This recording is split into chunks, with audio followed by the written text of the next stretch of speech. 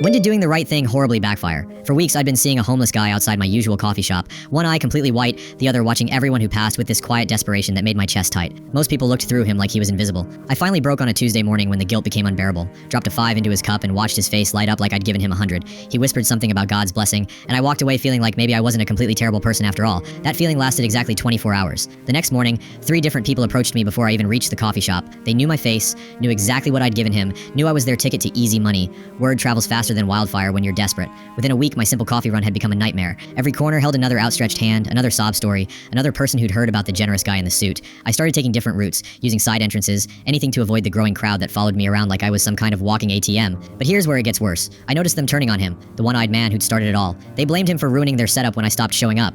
Called him greedy for not sharing the wealth. I'd see him getting shoved around, threatened, isolated from the only community he had. The guilt was eating me alive, but I was too much of a coward to do anything about it. 2 weeks later, Detective Morrison showed up at my office, asked if I knew someone named Eddie who'd mentioned my name right before he died. The other homeless guys had turned on him completely, took his life over that cursed $5. My $5 had made him a target. I thought I was helping, but I just made him the guy everyone else wanted to rob. Eddie died because I was naive enough to think charity was simple.